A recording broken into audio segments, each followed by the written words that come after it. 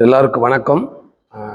நான் கோயம்புத்தூருக்கு வந்தது கருடன் படத்துக்காக ப்ரொமோஷனுக்காக வந்திருக்கேன். ஃபேன்ஸ் மீட்டிங்காக ஃபேன்ஸ் எல்லாத்தையும் பார்த்துட்டு இந்த படம் வர 31 ரிலீஸ் ஆகுது, மே 31. ஸோ வர 21 ட்ரெய்லர் ரிலீஸு, மே 21. அதுக்காக கோயம்புத்தூருக்கு வந்திருக்கேன், ஃபேன்ஸ் மீட்டிங்காக வந்திருக்கேன். படத்தில் உங்களோட அனுபவம் இந்த படத்தில் என்னோட அனுபவம்னா, விடுதலை பார்த்துருப்பீங்க. அதுக்கு முன்னாடி ஒரு காமெடியான பார்த்த சூரி, விடுதலையில் ஒரு வேற மாதிரி ஒரு ஜேனலில் நான் இருந்திருப்பேன்.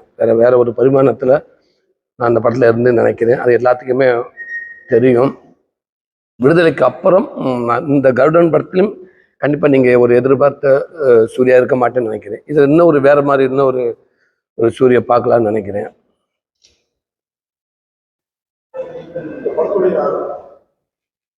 தொடர்ந்து கதாநாயகன் நடிச்சிட்டு ஒரு அடுத்த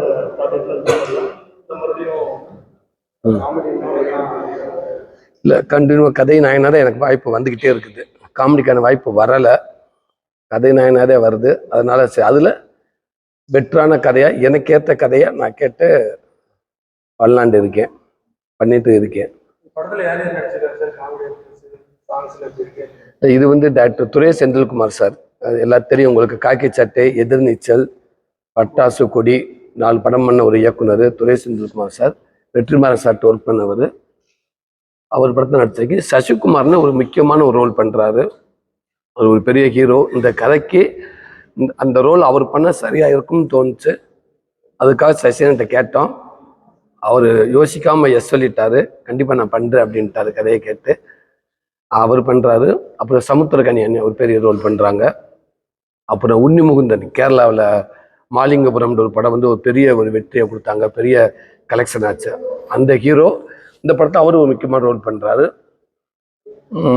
அப்புறம் மைன் கோபி பண்ணுறாரு,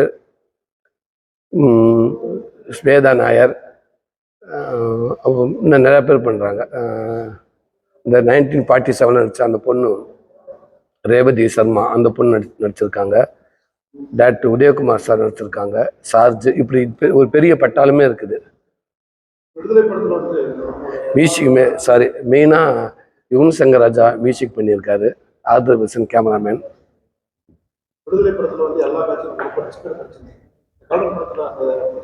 கண்டிப்பாக இதுவும் அந்த மாதிரி இருக்கும். கொஞ்சம் நல்ல எமோஷனல் ஆக்ஷன் கொஞ்சம் இருக்கும் இதில். ஆமாம், இதுலேயும் அதில் வேற மாதிரி ஒரு கொஞ்சம் கஷ்டப்பட்டு, இதில் கொஞ்சம் வேற மாதிரி.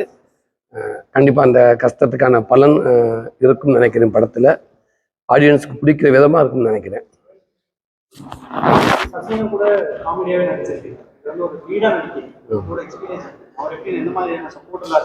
இல்லை, நான் பெரிய சப்போர்ட். அவர் ஃபஸ்ட்டு அவர் படத்துக்கு எஸ் சொன்னதே ஒரு பெரிய சப்போர்ட் தான். இந்த படம் அவர் உள்ளே வந்ததுக்கப்புறம் இந்த படத்துக்கு அவர் இருந்தால் நாங்கள் எது நல்லா இருக்கும்னு நினச்சோமோ அது டபுள் மடங்காக தெரிஞ்சிச்சு. அந்த பாசிட்டிவ் அவர் வந்த முதல் நாள் அந்த படத்துக்கான அவ்வளோ பாசிட்டிவாக இருந்துச்சு.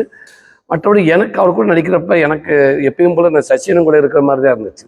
எங்கள் ஷூட்டிங் ஸ்பாட்டில் அவர் வந்த மாதிரி எனக்கு தெரியலை, நான் அவர் கூட இருந்த மாதிரி தான் எனக்கு ஃபீல் ஆச்சு.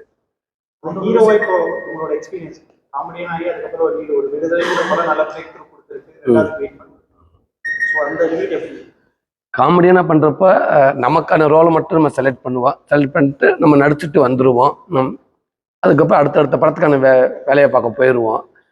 ஆனால் இப்போ கதை நான் நடிக்கிறப்ப ரொம்ப பொறுப்புணர்ச்சி அதிகமாக இருக்குன்னு நினைக்கிறேன்.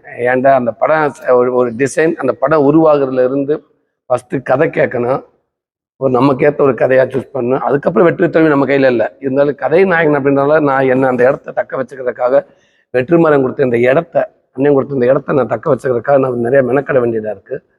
ஒரு கதை நாயகனாக கதையில இருந்து மற்ற இந்த படம் ரிலீஸ் ஆகிற வரைக்கும், டிசைன் ஆரம்பிக்கிறதுல இருந்து எண்டு ரிலீஸ் ஆகிற வரைக்கும் இந்த படத்துக்குள்ள எல்லாமே நம்ம ஒரு கவனிக்க வேண்டிய சூழல் இருக்குது.